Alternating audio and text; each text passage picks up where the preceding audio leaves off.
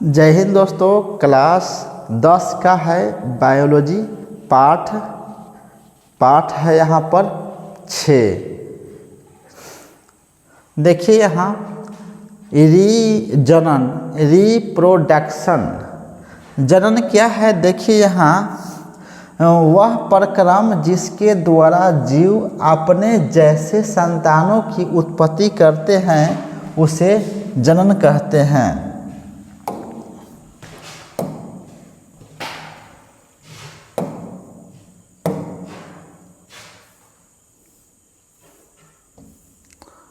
वह प्रक्रम जिसके द्वारा जीव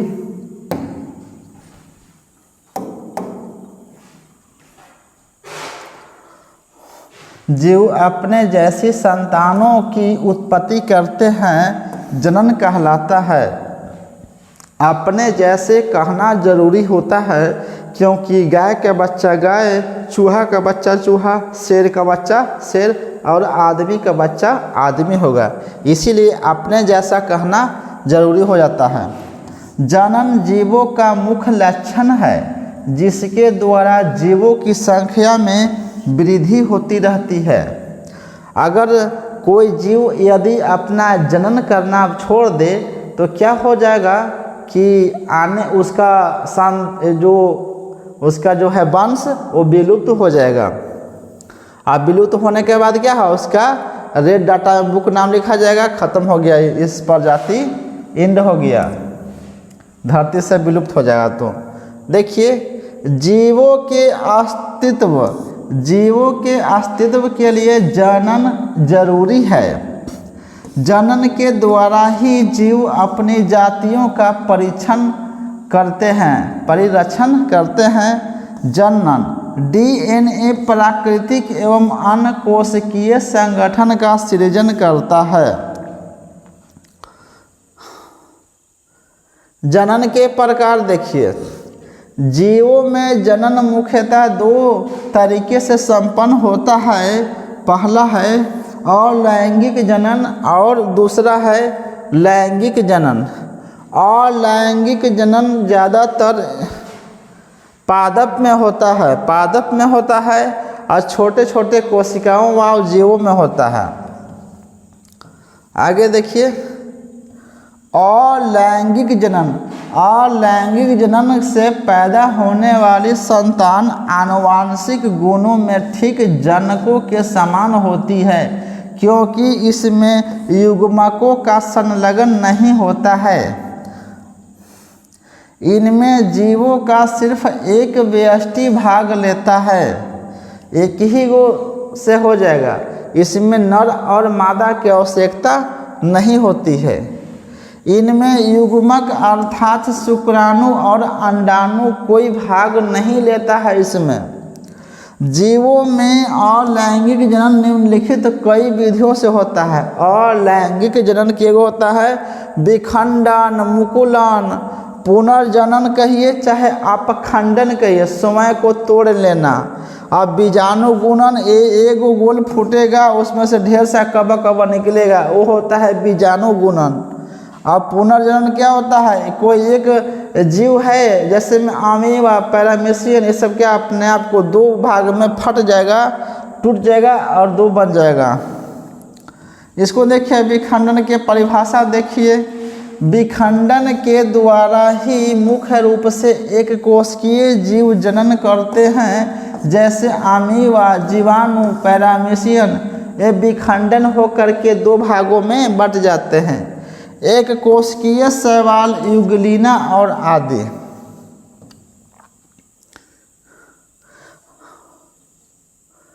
विखंडन की विधियों से उत्पन्न वंशजों को अनुजात कहा जाता है। विखंडन की विधियों से उत्पन्न वंशजों को अनुजात कहा जाता है। विखंडन की क्रिया 2 प्रकार से संपन्न होती है। यह होता है द्विविखंडन, एक होता है बहुखंडन।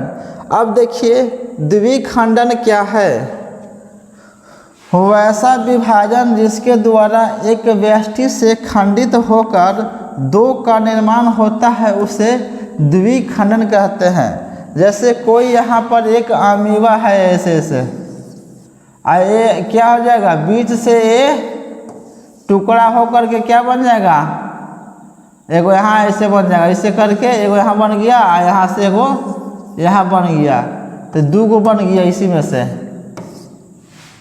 में से 2 टुकड़ा बन गया।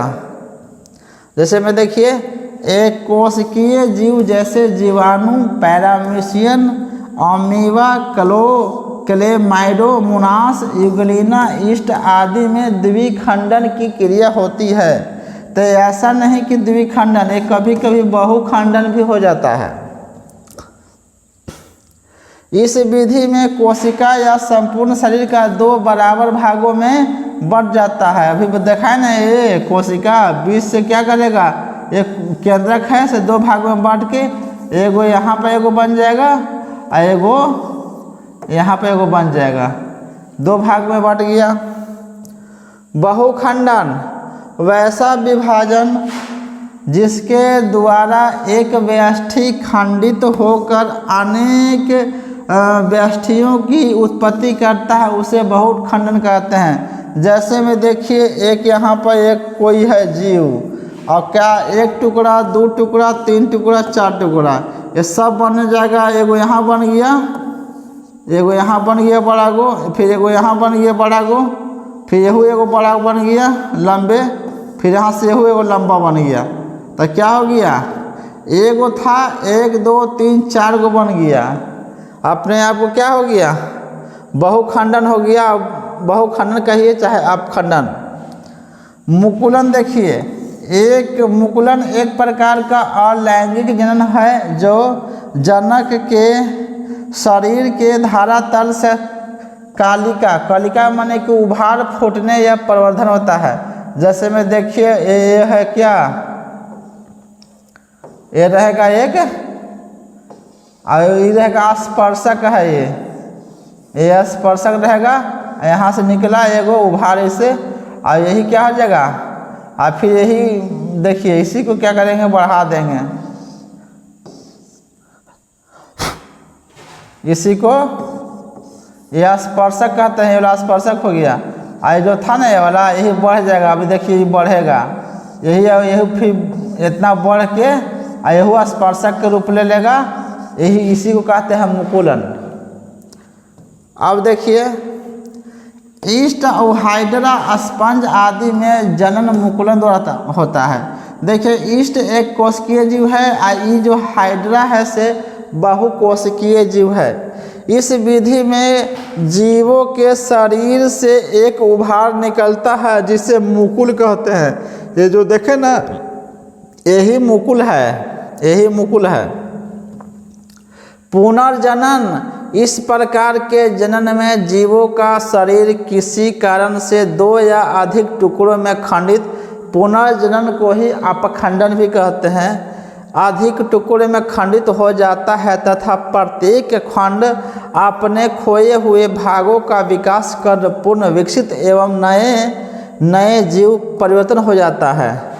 स्पाइरोगायरा देखिए, हाइड्रा, प्लेनेरिया आदि में इस प्रकार का जनन पाया जाता है। बीजाणुगुणन में क्या होता है, एक छोटा सा कोई इसमें है, अब बहुत सा फूटेगा तो ढेर सारा निकलेगा, सब इसमें है, एगो में है या सब भरा हुआ है इसमें, अब फटेगा तो सब निकल जाएगा बाहर, एकदम ऐसे छितरा जाएगा, इसी को कहते हैं बीजाणुगुणन। निम्न श्रेणी के जीवों में बीजाणुगुणन द्वारा बीजाणुधारियों में बनते हैं जो अंकुरित होकर नया पौधा बनाते हैं।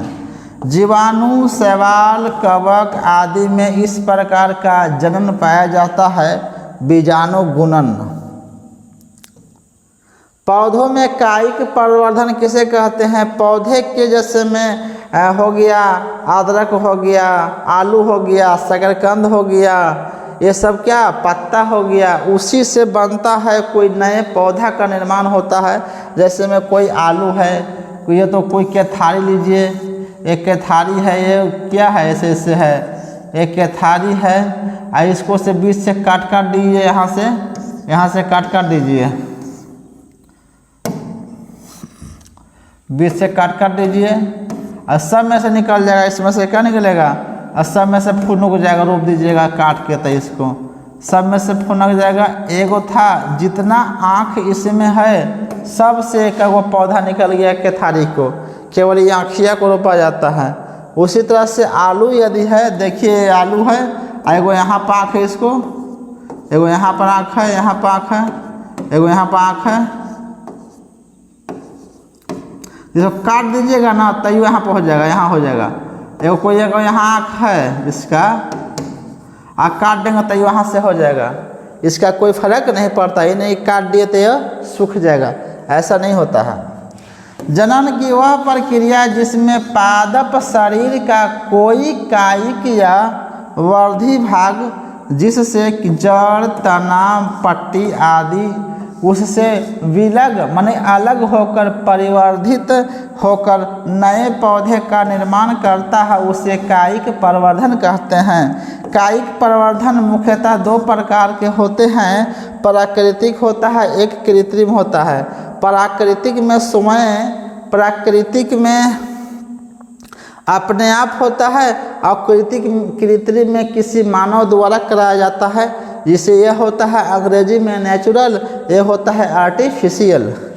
प्राकृतिक कायिक प्रवर्धन क्या है? कायिक मतलब पौधे का कोई अंग से एक नए पौधे का निर्माण हो जाए, उसे कायिक प्रवर्धन कहते हैं। जैसे मन देखिए अंगूर का डंटा, मेहंदी का डंटा लगा सकते हैं उससे, फिर यहाँ तक हो जाएगा अमरूद का हो गया, ईख का हो गया, जैसे जड़ों द्वारा, तनों द्वारा, पत्तियों द्वारा। पत्ता ब्रायोफाइलम के पत्ता से कहीं पर कादों में गिर जाएगा तो वहाँ से बहुत सारा पौधा निकल जाता है, पत्ता से बन जाता है पौधा ब्रायोफाइलम के।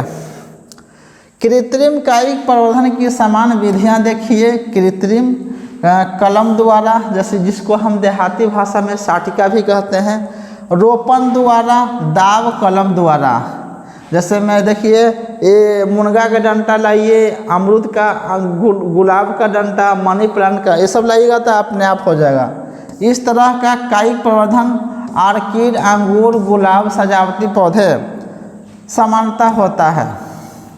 ये सब को क्या करना है? डंटा से हो जाएगा, सटका द्वारा हो जाएगा, जिसको कलम भी कहते हैं।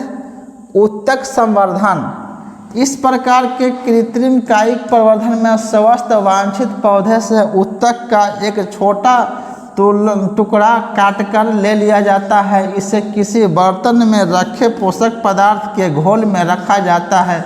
बाद में यह पिंड बन जाता है, जिसे कैलस कहते हैं। ये थ्योरी टाइप के भी लिख सकते हैं आप। आगे देखिए, उत्तक प्रवर्धन कायिक प्रवर्धन का आधुनिक विधि है। इस विधि से अनेक पौधे जैसे गुलदाउदी, शतावरी, ऑर्किड आदि में नए पौधे पैदा किए जाते हैं। आगे देखिए, इस विधि से तैयार किए गए पौधे को एक पूर्वज या क्लोन कहते हैं। इसमें होता है कायिक प्रवर्धन में नम पौधा से के तरह एक हूबहू रहेगा, इसमें कोई डिफरेंट नहीं होता है। लेकिन जैसे ही आ जाएगा लैंगिक जनन, ये गारंटी नहीं है कि इसमें लैंगिक जनन में दो भाग लेते हैं, नर और मादा दोनों भाग लेते हैं। इसमें क्या होता है कि केवल इसमें 100% नहीं आता है, उसमें कलम विधि द्वारा 100% हो जाता है। जैसे में किसी आम का कलम द्वारा लगाया गया पौधा, तो जितना बड़ा फलता है उतना ही बड़ा फलेगा। लैंगिक जनन देखिए, लैंगिक जनन की वह विधि जिसमें दो भिन्न लिंग, भिन्न मतलब अलग अलग लिंग अर्थात नर और मादा भाग लेते हैं, उसे लैंगिक जनन कहते हैं।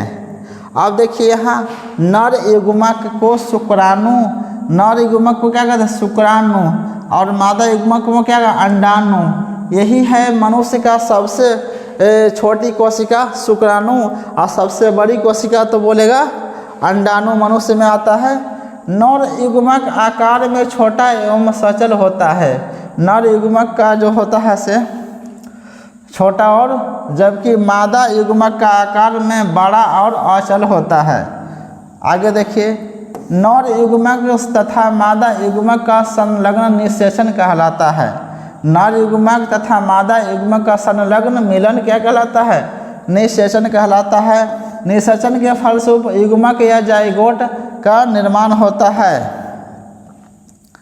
जाइगोट विभाजित, विकसित एवं विभेदित होकर वयस्क जीव का निर्माण करता है। लिंग के आधार पर जीवों को 2 वर्गों में बांटा गया है। क्या क्या देखिए यहाँ, एक लिंगी या नर हो या मादा हो, एक लिंगी है।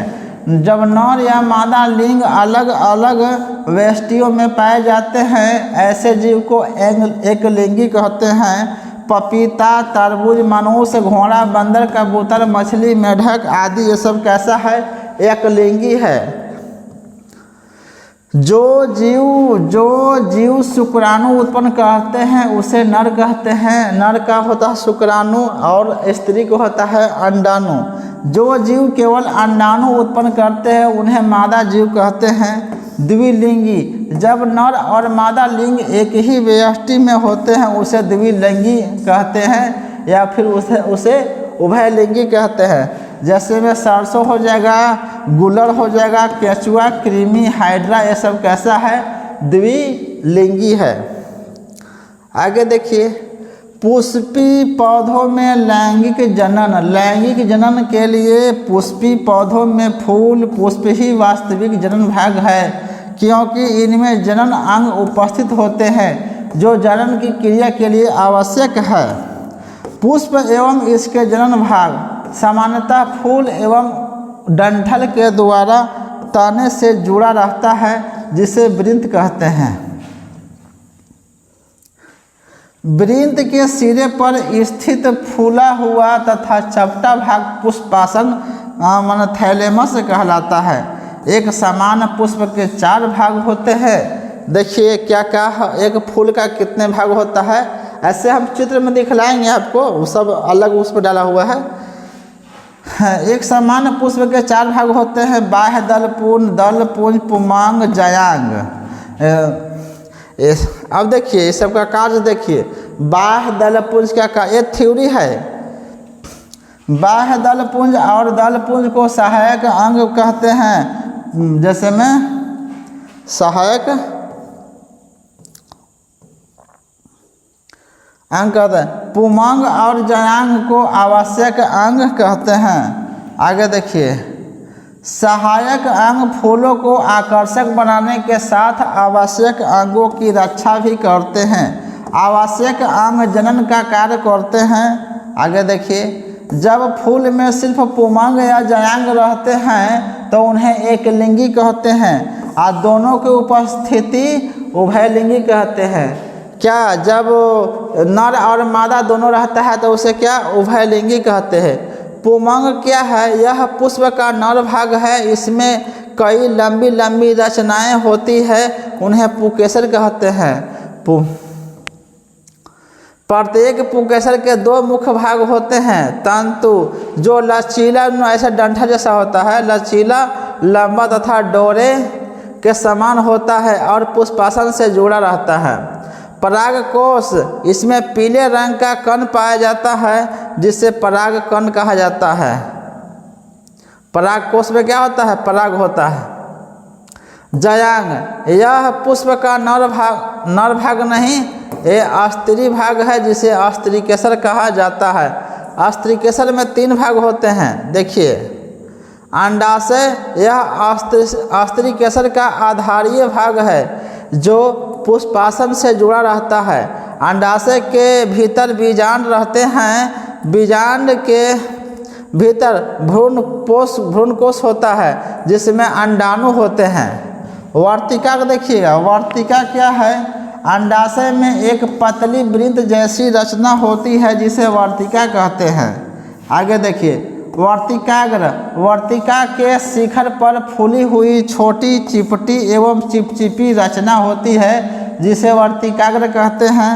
परागकण, परागकणों के परागकोश से निकलकर उसी पुष्प या उसी जाति के दूसरे पुष्पों से वर्तिकाग्र तक पहुँचने की क्रिया को परागण कहते हैं। यह निम्नलिखित दो प्रकार से होता है। एक होता है स्वपरागण या दूसरा का होता है पर परागण। स्वपरागण क्या है देखिए इसका थ्योरी, जब एक ही पुष्प के परागकण उसी पुष्प के वर्तिकाग्र पर पहुंचते हैं तो उसे पौधे के अन्य पुष्प के वर्तिकाग्र पर पहुंचते हों तो इसे स्वपरागण कहा जाता है। देखिए बढ़िया से, जब एक ही पुष्प के परागकण उसी पुष्प के वर्तिकाग्र पर पहुंचते हों या उसी पौधे के अन्य पुष्पों की वर्तिकाग्र पर पहुंचते हो तो इसे स्वपरागण कहा जाता है। क्योंकि एक पौधा पर बहुत सारा फूल होता है तो एक फूल से यह से इसमें गया तो क्या कहेंगे स्वपरागण। ये फूल से दूसरा फूल में गया एक ही पेड़ पर तब मैंने क्या कहेंगे इसको स्वपरागण। जब एक पेड़ से दूसरा पेड़ पर जाएगा तब उसे कहेंगे पर परागण। और एक पेड़ से दूसरा पेड़ के फूल में कब जाएगा, भौरा द्वारा, चिड़ियों द्वारा, हवा द्वारा, बरसात द्वारा, इस तरह से जाएगा। पर परागण क्या देखिए, जब एक पुष्प के परागकण दूसरे पौधे पर स्थित पुष्प के वर्तिकाग्र तक पहुँचते हैं तो इसे पर परागण कहा जाता है। इसके लिए किसी बाहरी कारक जैसे कीट, पक्षी, मनुष्य, वायु, जल आदि की आवश्यकता होती है। आगे देखिए निषेचन क्या है। निषेचन नर युग्मक और मादा युग्मक अर्थात शुक्राणु और अंडाणु के संयोजन को निषेचन कहा जाता है। पादप में निषेचन की क्रिया बीजांड के भीतर होती है। पादप में निषेचन की क्रिया बीजांड के भीतर होती है और मनुष्यों में फैलोपियन ट्यूब में होता है। मनुष्य का प्रजनन अंग देखिए क्या है। मनुष्य एक लिंगी प्राणी है अर्थात नर जनन अंग है मेल रिप्रोडक्टिव तथा मादा जनन अंग है फीमेल। देखिए अलग अलग व्यक्तियों में पाए जाते हैं। ये मिसप्रिंट। इन्हें जनन अंगों के आधार पर मनुष्य पुरुष या नारी कहलाते हैं। मानव जनांग साधारणतः लगभग 12 वर्ष की आयु में परिपक्व एवं क्रियाशील होने लगते हैं।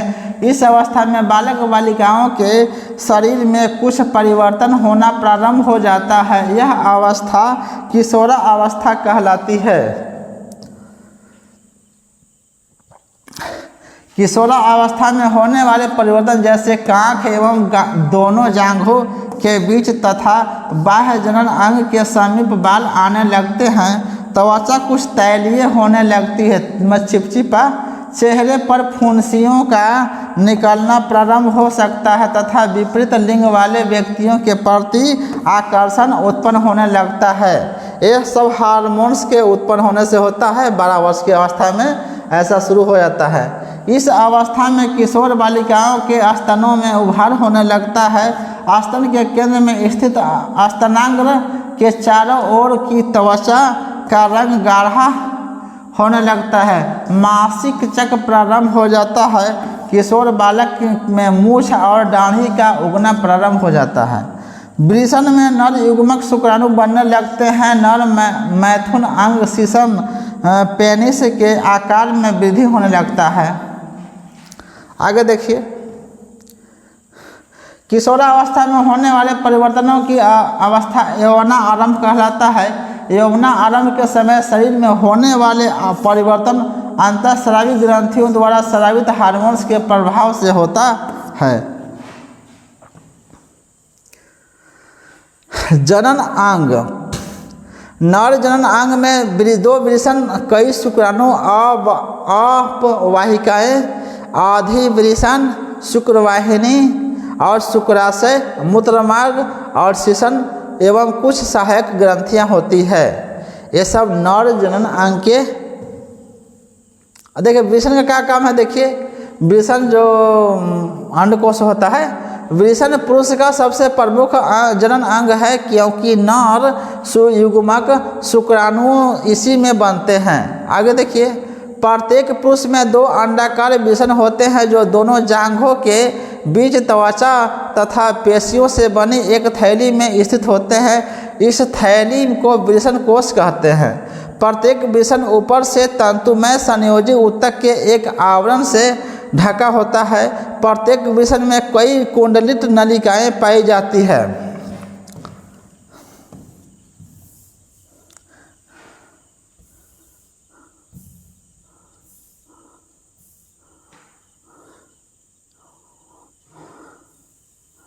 चलिए देखिए यहाँ प्रत्येक पुष्प में 2 अंडाकार वृषण होते हैं, दोनों जांघों के, ये पढ़ा दिए हैं। यहाँ देखिए वृषण ऊपर से तंतु में संयोजी ऊतक के एक आवरण के ढका होता है। प्रत्येक वृषण में कई कुंडलित नलिकाएं पाई जाती है जिन्हें शुक्रजनन नलिकाएं कहते हैं। इन्हीं नलिकाओं में शुक्राणुओं का विकास होता है। आधिवृषण वाहिनी एवं लंबी नलिका है जो अत्यधिक कुंडलित और काशी हुई नलिका के रूप में वृषण के भीतर किनारे से चिपचिपी होती है। इस रचना को आधिवृषण कहते हैं। आधिवृषण से एक शुक्रवाहिका नामक नलिका निकलती है। आधिवृषण में शुक्राणु परिपक्व तथा सक्रिय होकर निषेचन के योग्य बनते हैं। शुक्रवाहिका क्या है देखिए, यह करीब 25 cm लंबी नलिका है। इसकी दीवार मांसल और संकुचनशील होती है। शुक्रवाहिका माने बहाने वाला। शुक्रवाहिका आगे मूत्राशय तक जाती है। शुक्रवाहिका शुक्राशय की नलिका से जुड़कर एक स्खलन मतलब बाहर निकलने वाली नली का निर्माण करती है। स्खलन नली क्या है देखिए, स्खलन नलिकाएं एक पूरा स्तन ग्रंथि है जो प्रोस्टेट ग्रंथि कहते हैं में प्रवेश कर जाती है। पुरस्थ ग्रंथि में दोनों नलिकाएं मूत्राशय से आने वाली नली के साथ जुड़कर मूत्र मार्ग का निर्माण करती है। आगे देखिए मूत्र मार्ग यह एक लंबी मांसल नली है जिसमें 2 सहायक ग्रंथियां हैं। पुरस्थ ग्रंथि तथा काउपर ग्रंथि के नलिकाएं भी खुलती है।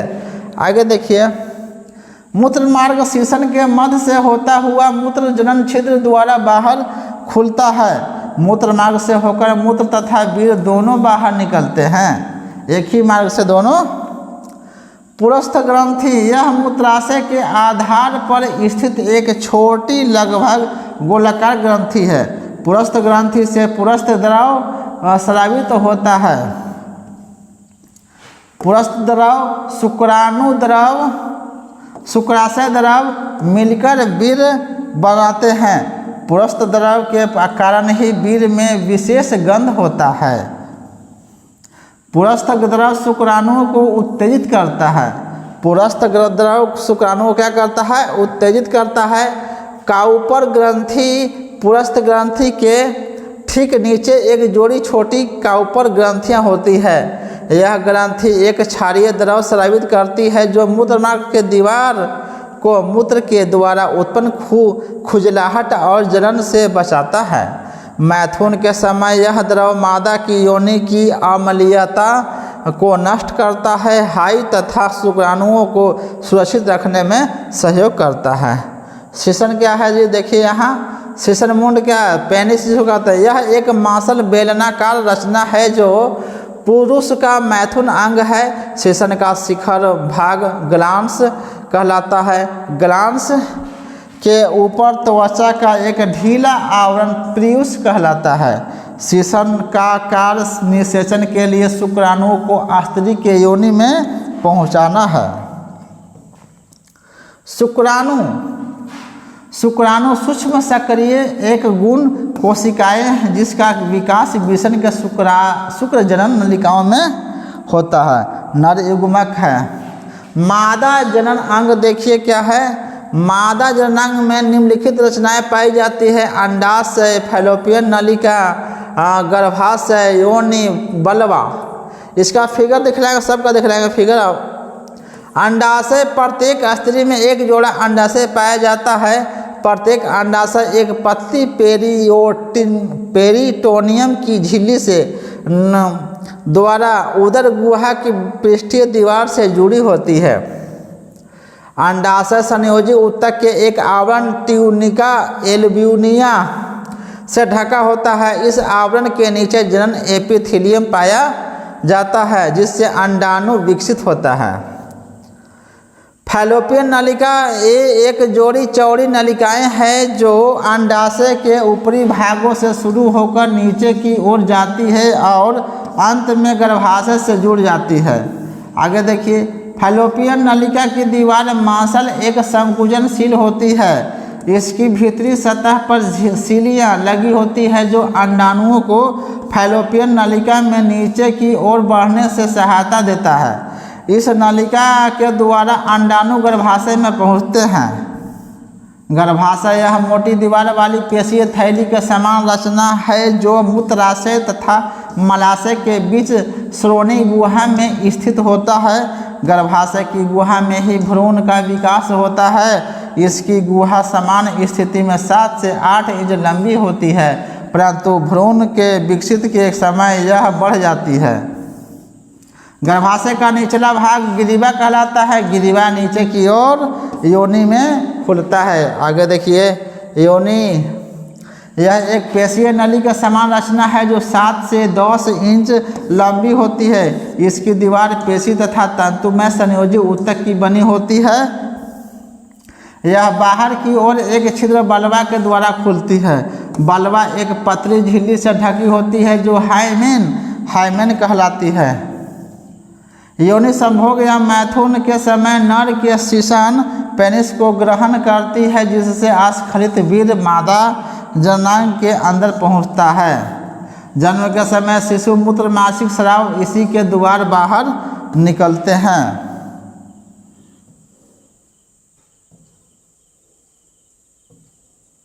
मासिक चक्र स्त्रियों में यौना आरंभ 10 से 12 वर्ष की आयु में होता है, अर्थात इस उम्र में नारी में जनन क्षमता प्रारंभ हो जाती है तथा आंतरिक जननांगों में कुछ चक्रीय क्रियाएं होती है जिसे मासिक चक्र अथवा मासिक धर्म या मासिक स्राव कहते हैं। यह चक्र 28 दिनों तक चलता है। समान स्थिति में प्रत्येक 28 दिन पर इसकी पुनरावृत्ति होती है। यह चक्रीय पिट्यूटरी ग्रंथ द्वारा स्रावित हार्मोन के प्रभाव में होता है। पिट्यूटरी ग्रंथ को ही मास्टर ग्रंथि कहते हैं। मासिक चक्र के करीब 14 दिन के केवल एक परिपक्व अंडाणु अंडाशय से बाहर अंडोत्सर्ग निकलता है। यह अंडाणु फैलोपियन नलिका में पहुंच जाता है। अंडोत्सर्ग के बाद फॉलिकिल का बचा भाग पीले रंग का हो जाता है। अब इसे पीतपिंड कहते हैं। आगे देखिए, पीतपिंड एक अंतःस्रावी ग्रंथि है। इससे एक हार्मोन प्रोजेस्टेरोन स्रावित होता है। इस हार्मोन के प्रभाव से गर्भाशय की दीवार और मोटी हो जाती है। प्रोजेस्टेरोन याद रखिएगा एस्ट्रोजन हार्मोन है। 36 घंटे के भीतर अगर यह अंडाणु शुक्राणु के द्वारा निषेचित नहीं होता है तब यह नष्ट हो जाता है और टूटी हुई नष्ट अंडाणु 2 सप्ताह 14 दिन बाद योनि से बाहर निकल जाते हैं। इस क्रिया को मासिक चक्र कहते हैं। यह स्राव करीब 3 से 5 दिनों में समाप्त हो जाता है। अगर अंडाणु शुक्राणु से निषेचित होने में सफल हो जाता है तब निषेचित अंडे का आगे विकास गर्भाशय में होने लगता है। वहाँ से टघर के कहाँ आता है? गर्भाशय में। गर्भधारण की पूर्ण अवधि में अंडाणु का निर्माण नहीं होता है। स्त्रियों में 45 से 50 वर्ष की आयु में मासिक चक्र बंद हो जाता है। आगे देखिए, लैंगिक जनन संचारित रोग क्या है? यौन संबंध से होने वाले संक्रामक रोग को लैंगिक जनन संचारित रोग कहते हैं। ऐसे रोग कई तरह के रोगाणु जैसे बैक्टीरिया, वायरस, प्रोटोजोआ जैसे सूक्ष्म जीवों द्वारा होता है। आगे देखिए, ऐसे रोगाणु मनुष्य की योनि, मूत्रमार्ग जैसे जननांगों या मुख गुदा जैसे स्थानों के नाम और उन वातावरण में बढ़ते हैं। आगे देखिए, मनुष्य में होने वाले प्रमुख रोग निम्नलिखित है। क्या क्या है? देखिए यहाँ बैक्टीरिया जनित रोग क्या है? गनोरिया है, सिफिलिस है, यूरेथ्राइटिस है तथा सर्विसाइटिस है। आगे देखिए, वायरस से क्या होता है? वायरस से जनित रोग क्या है? सर्विक्स कैंसर और हर्पिस एडस के कारण होने वाला रोग। प्रोटोजोआ से क्या होता है? ट्राइकोमोनियासिस। आगे देखिए, जनसंख्या नियंत्रण कैसे किया जाएगा? देखिए, जनसंख्या को सीमित रखना ही जनसंख्या नियंत्रण कहलाता है। परिवार नियोजन से जनसंख्या को नियंत्रण किया जा सकता है। संतान उत्पत्ति को निम्नलिखित उपयोगों से नियंत्रित किया जा सकता है। आगे देखिए, प्रकृति बंधी क्या होता है?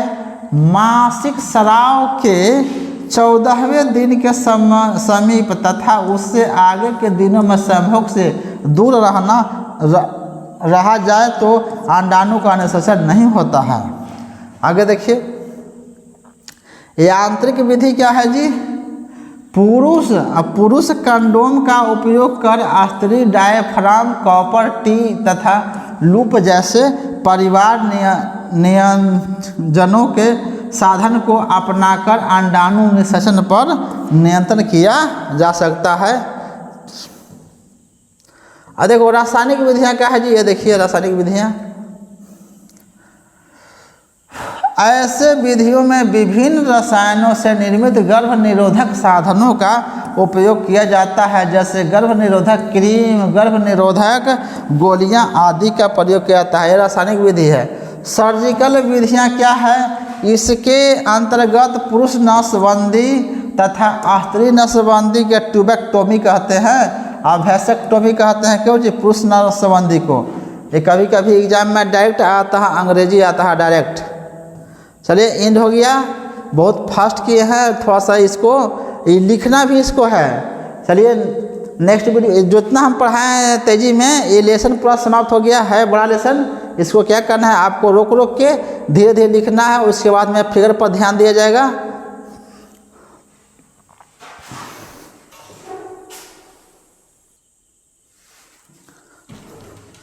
चलिए ये देखिए, इसमें आप फिगर दिखा रहे हैं हाइमन। ये स्त्रियों में हाइमन होता है, इसका चित्र है हाइमन का। आइए देखिए, हाइमन क्या? हाइमन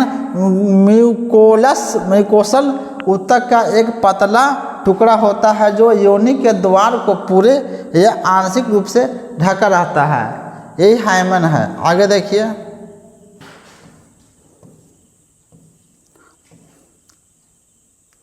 ये देखिए अंडवाहिनी नलिकाएं। यहाँ अंडवाहिनी है, ये गर्भाशय है।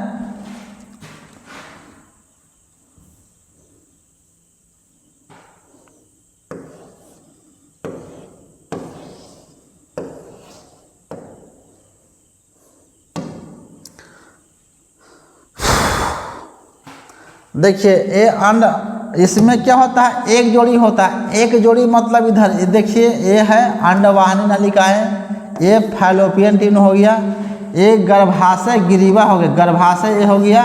देखिए गर्भाशय, ये हो गया अंडाशय, ये हो गया फैलोपियन ट्यूब। यहीं पर होता है अंडाणु और शुक्राणु का मिलन। और ये क्या हो गया? योनि हो गया। ये गर्भाशय गिरीवा हो, यहीं पर होता है हाइमेन होता है, एक पतली झिल्ली जो ऊपर का फिगर में देखा है। देखिए योनि एक लंबी पेशीय नलिकादार संरचना है जो कि गर्भाशय की ग्रीवा से पीछे तक फैली हुई होती है तथा योनि के छिद्र द्वारा अंत में प्रकोष्ठ माने कि खुलती है। देखिएगा, सब दिखाते हैं, आगे देखते हैं। ये देखिए फैलोपियन नली है, फैलोपियन यहाँ पर होता है निषेचन। ये ओवरी कहते हैं जिसको अंडाशय, ये यूटेरस मतलब गर्भाशय, यही भी है क्या है? ये है यहाँ पर फैलोपियन ट्यूब, और यह है क्या? ओवरीज माने कि अंडाशय। यह है कर्विक्स बने, यहाँ पर है बैजीना। अब बलवा यहाँ पर आगे देखिए, बलवा ढका हुआ था कुछ से, हाइमेन से ढका हुआ रहता है। इसमें भी देख रहिए अच्छा से फिगर्स।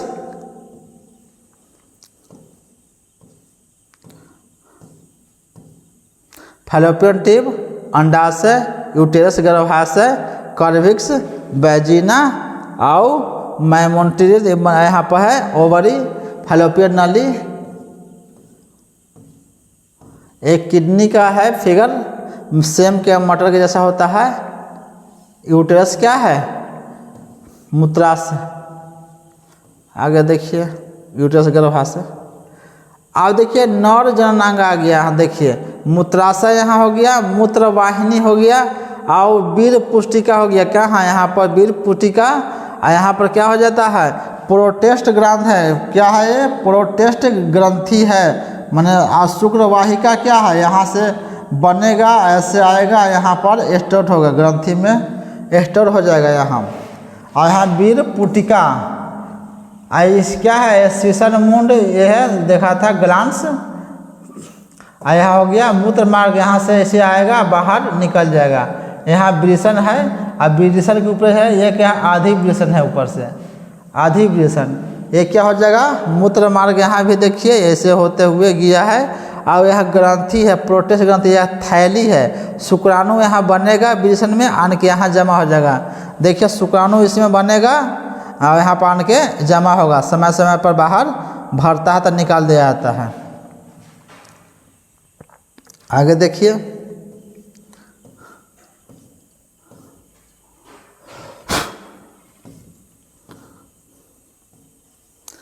शुक्राशय यही है, अच्छा से देखिए, वही जो ऊपर दिख रहा है, वृषण कोश, वृषण हो गया, और यहाँ पर मूत्र मार्ग, शीशन मुंड यहाँ हो जाएगा, शीशन लंबी, प्रोटेस्ट ग्रंथि यहाँ पर थैली के जैसा, इसमें सब बन बन के इसमें स्टोर होता है, अंडाणु से बन बन के जाएगा, इसी से आने के यहाँ पर स्टोर हो जाएगा थैली में।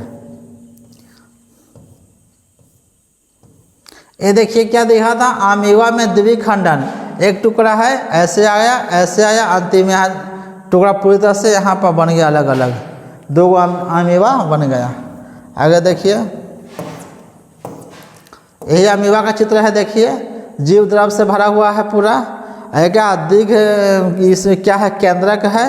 अरे देखिए क्या है, डबल रूपी केंद्रक, यहाँ पर कैसे लंबा हो गया, अब बीच से टूट के यहाँ पर क्या, एक यहाँ बन, यहाँ, और अंतिम में पूरी तरह से खंडित हो गया।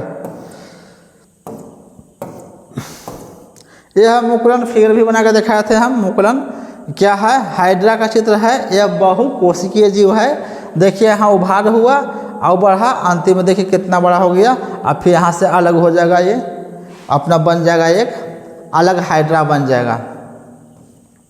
ये हाइड्रा का ही चित्र है, देख लीजिए अच्छा से कि ध्यान में। हाइड्रा मुकुलन का चित्र कैसे है, ऊपर वाला को कहते हैं स्पर्शक, जो गति प्रदान करता है। हाइड्रा में गति कौन प्रदान करता है, स्पर्शक गति प्रदान करता है। अमीबा क्या है, पदार्थ। अमीबा में पदार्थ के द्वारा चलता है, भोजन खाद्य धान्य बनाता है। अमीबा का कोई निश्चित आकृति नहीं होता है। ये देखिए अपखंडन कहिए, चाहे इसको पुनर्जनन कहिए। एक टुकड़ा था, यहाँ 1 2 3 भाग बन गया, देखिए यहाँ बन गया, यहाँ बन गया, और देखिए तीनों बड़ा बड़ा बन गया। ये अपखंडन कहिए चाहे पुनर्जनन कहिए, एक ही है। प्लेनेरिया में पुनरुत्थान भवन, यही है, इसी का चित्र है। देखिए बढ़िया से, प्लेनेरिया में पुनरुत्थान भवन। ये देखो मादा जनन, देखिए क्या बताया था, तंतु, जो डंटवा रहेगा ये तंतु रहेगा, ये पराग कोश है, और दल पुंज है, ये दल। और देखिए इस क्या है, ये दोनों के बीच में क्या रहता है, पुंकेसर यहाँ रहता है। अंदरवा में क्या रहता है, पुंकेसर रहता है, जिसे कहते हैं पुंकेसर को क्या कहते हैं, नर कहते हैं। और देखो वर्तिकाग्र ही है, ये यहाँ से वर्तिकाग्र, यहाँ से होते हो जाएगा, यहाँ आ जाएगा, यहाँ अंडाशय में आके, यहाँ से पुंकेसर आके सीधे ऐसे गिरेगा, इसमें आ जाएगा नीचे, यही है वर्तिकाग्र। अंडाशय यहाँ रहता है स्टोर, ये क्या कहते हैं, पूरा स्त्रीकेसर। तीन भाग, वर्तिकाग्र, वर्तिका और अंडाशय। वर्तिकाग्र यहाँ, वर्तिका लंबे और अंडाशय यहाँ। और ये तो बाह्य दल है, स्वच्छा प्रदान करता है ये पुष्प के। और यहाँ हो गया है अंडाशय। आगे देखिए, उसी का चित्र है पुष्प का जननांग। ये होता है पुरुष होता है, ये होता है स्त्री। ये कौन सा फूल होगी जिसमें पुरुष और स्त्री दोनों है, तो वह द्विलिंगी हो जाता है। इसी का चित्र है परागकोश।